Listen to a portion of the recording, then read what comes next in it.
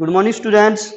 8th class math की class में chapter है हमारा 13th और हमने एक्सरसाइज स्टार्ट करनी है आज 13.2 जो कि हमारी होगी इनवर्स प्रोपोर्शन से रिलेटेड।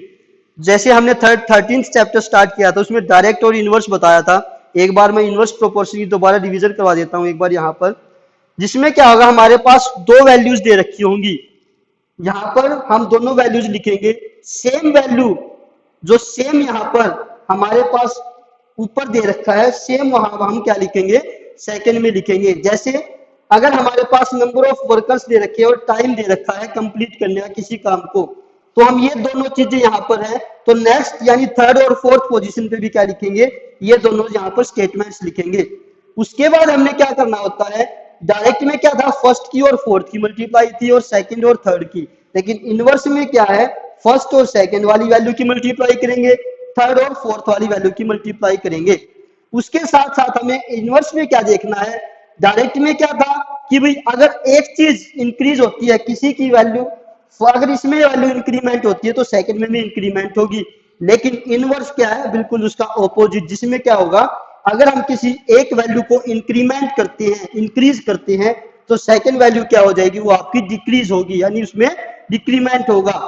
अब जैसे हम एग्जांपल लेते हैं कि भी नंबर ऑफ वर्कर्स है, जैसे हमारा जो फर्स्ट सम है उसका हम फर्स्ट पार्ट देखते हैं, जिसमें हमें क्या बताना है कि जो भी वैल्यूज यहाँ पर जो भी स्टेटमेंट्स दे रखी हैं क्या वो डायरेक्ट में है या इनवर्स में है।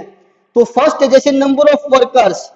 अब अगर मैं देखता हूं कि भी हमारे पास नंबर ऑफ वर्कर्स है और हमारे पास कुछ काम है जिसको हमें कंप्लीट करना है, अगर यहाँ पर 10 वर्कर्स 10 वर्कर्स अगर किसी काम को 5 डेज में करते हैं, तो ये बताओ 20 वर्कर्स उस काम को कितने दिन में करेंगे। तो अगर मैं किसी काम को वर्कर्स से करवाता हूं या कोई भी वर्कर्स किसी काम को करते हैं, अगर 10 वर्कर्स किसी काम को 5 डेज में करते हैं, तो जब वर्कर्स की वैल्यू इंक्रीमेंट होगी, इसमें इंक्रीमेंट करेंगे तो काम क्या हो जाएगा, लेस, यानी काम क्या हो जाएगा, कम दिनों में वो कंप्लीट कर लेंगे। तो इस तरीके से तो हमारा जो फर्स्ट है ये पार्ट, ये क्या हो जाएगा आपका इनवर्स प्रोपोर्शन में आप इसको लिखेंगे।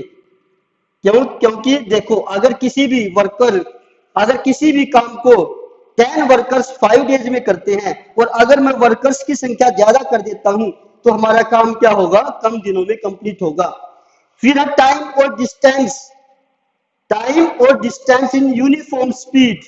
अब अगर किसी जो भी हम डिस्टेंस देखते हैं, अगर किसी भी डिस्टेंस को 5 आवर्स में कंप्लीट करते हैं, अगर 5 आवर्स में हम 100 किलोमीटर जाते हैं, लेकिन इसमें साथ में क्या दे रखा है बेटा कि भी यूनिफॉर्म स्पीड, यानी जो स्पीड है वो हमने ना तो इंक्रीमेंट की है ना हमने उसमें डिक्रीमेंट की है, तो जो स्पीड है वो क्या है आपकी यूनिफॉर्म यानी सेम रहेगी। तो ये आपका क्या हो जाएगा, डायरेक्ट प्रोपोर्शन में काउंट होगा, क्योंकि यहाँ पर जो स्पीड है वो यूनिफॉर्म है, उसमें कोई चेंजमेंट नहीं है। अब area of cultivated and crop harvested, जितना एरिया आपका कल्टीवेटेड होगा, जितना एरिया आप अपना कल्टीवेटेड करोगे क्या होगी, उतनी ही आपकी फसल ज्यादा होगी। यानी इसमें क्या है, अगर एरिया ऑफ कल्टीवेटेड इंक्रीज करेंगे, अगर एरिया ऑफ कल्टीवेटेड अगर यहाँ पर हम इंक्रीज करेंगे तो क्रॉप भी क्या होगी, फसल भी क्या होगी, उतनी ही ज्यादा होगी। जैसे हम नॉर्मल एग्जांपल लेते हैं, अगर हम किसी भी फसल को हम क्या करते हैं कल्टीवेटेड करने के लिए, अगर मैं 5 एकड़ यानी 5 किलोमीटर एरिया को मैं अगर कल्टीवेटेड करता हूं, 5 किलोमीटर एरिया को, तो हमारी क्या होगी, फसल भी क्या होगी, उतनी ही ज्यादा होगी। अगर मैं यहाँ पर फसल लगा लेता हूं, मैं 100 क्विंटल ले लेता हूं। एग्जाम्पल के तौर पे क्या होता है, अगर हमारे पास 5 किलोमीटर एरिया है जिसमें क्या है 100 क्विंटल आपकी क्रॉप्स होती है, अगर मैं इसको 10 किलोमीटर कर देता हूं तो ये भी क्या हो जाएगी, आपकी डबल हो जाएगी। यानी जितना जो एरिया होगा वो जितना कल्टीवेटेड होगा उतनी आपकी क्या होगी, क्रॉप ज्यादा होगी। उसके बाद टाइम्स ऑफ जर्नी और स्पीड ऑफ व्हीकल। अब यहाँ पर स्पीड ऑफ व्हीकल ये नहीं दे रखा कि भाई ये आपका यूनिफॉर्म है या क्या है, लेकिन अगर किसी भी जर्नी को मैं 5 आवर्स में कंप्लीट करता हूं और स्पीड है हमारी 60 किलोमीटर पर आवर। और जब मैं स्पीड को अपना मैं इंक्रीमेंट कर देता हूं, 80 किलोमीटर पर आवर कर देता हूं, तो हमारा जो टाइम होगा जर्नी का वो क्या हो जाएगा, कम हो जाएगा। तो अब क्या हो जाएगा 3 किलोमीटर। यानी यहां पर क्या है, अगर स्पीड इतनी थी तो हमारा टाइम क्या है 5 आवर्स। अगर स्पीड हम इंक्रीमेंट करते हैं तो टाइम क्या हो जाएगा लेस। तो ये भी क्या हो जाएगा इनवर्स प्रोपोर्शन में। फिर है पॉपुलेशन और एरिया ऑफ लैंड पर पर्सन। अगर हम रहते हैं कि 100 पर्सन रहते हैं 1 किलोमीटर में, 100% क्या है 1 किलोमीटर में रहते हैं, अगर 1000% कर देता हूं तो यहां पर नंबर ऑफ पर्सन क्या हो जाएंगे, इंक्रीमेंट हुआ है, तो जो एरिया है एरिया क्या हो जाएगा आपका डिक्रीज हो जाएगा।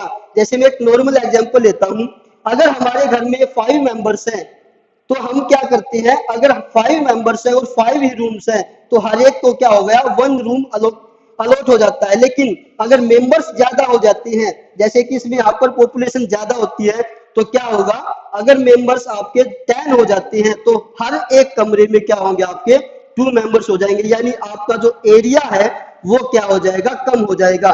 तो ये भी आपका क्या हो जाएगा इनवर्स प्रोपोर्शन में आप इसको लिखोगे, इनवर्स प्रोपोर्शन में।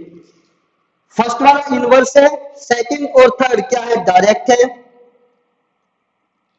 फोर्थ और फिफ्थ भी क्या है आपका इनवर्स प्रोपोर्शन में है। फिर आपका जैसे सेकंड सम है, सेकंड सम का मैं एक पार्ट करवा देता हूं, बाकी जो पार्ट्स हैं वो भी आपको इजीली समझ में आ जाएंगे और आप उनको कर सकते हैं। लेकिन फॉर्मूला हमें क्या ध्यान रखना है इनवर्स प्रोपोर्शन का। जैसे हम यहां पर लेते हैं कि भी नंबर ऑफ विनर्स, एक है नंबर ऑफ विनर्स और यहां पे क्या है प्राइज मनी। फिर नंबर ऑफ वर्क विनर यहां पर दोबारा लेंगे और यहां पर क्या लेंगे प्राइज मनी। अगर नंबर ऑफ वर्कर्स अगर एक है तो प्राइज कितना मिलता है, 1 लाख प्राइज मिलता है, 1 लाख। और अगर इसमें आपके टेबल में दे रखा है नंबर ऑफ विनर्स अगर 1 है तो प्राइज फॉर ईच विनर क्या हो जाएगा 1 लाख। अगर नंबर ऑफ विनर 2 है तो प्राइज ऑफ मनी क्या हो जाएगी 50 लाख।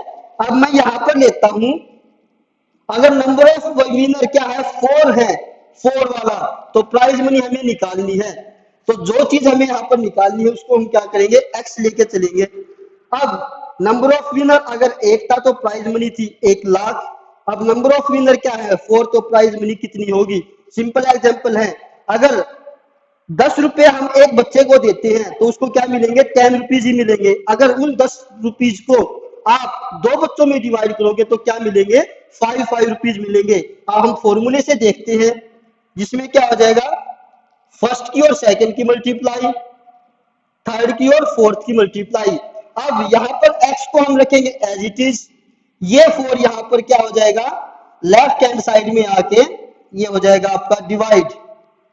तो हम 4 को जब 4 से इसको 1 लाख को डिवाइड करेंगे तो क्या हो जाएगा 25,000। तो x की वैल्यू 25,000। यानी अगर नंबर ऑफ विनर 4 है तो हमारी प्राइज मनी क्या हो जाएगी 25,000। इसी तरीके से अगर नंबर ऑफ विनर हम यहां पर इंक्रीज कर देते हैं, अगर मैं कर देता हूं 10 तो हमें निकालनी है प्राइज मनी। तो फर्स्ट की और सेकंड की मल्टीप्लाई और थर्ड की और फोर्थ की मल्टीप्लाई। तो x एज इट इज, ये 10 राइट हैंड साइड आगे क्या हो जाएगा आपका डिवाइड। तो डिवाइड करेंगे तो 0 से 0 कैंसिल हो जाएगी, x की वैल्यू आपकी आ जाएगी 10,000। तो इस तरीके से आपको इनवर्स प्रोपोर्शन के ये सम करने जिसमें फर्स्ट और सेकंड की मल्टीप्लाई, थर्ड और फोर्थ की जो चीज हमें निकालनी है उसको हम मान के चलेंगे x। तो फर्स्ट और सेकंड सम आपको करने हैं 13.2 एक्सरसाइज के आज की क्लास के लिए। जो बाकी सम है वो हम करेंगे नेक्स्ट क्लास में। आज के लिए इतना ही, थैंक यू बच्चों।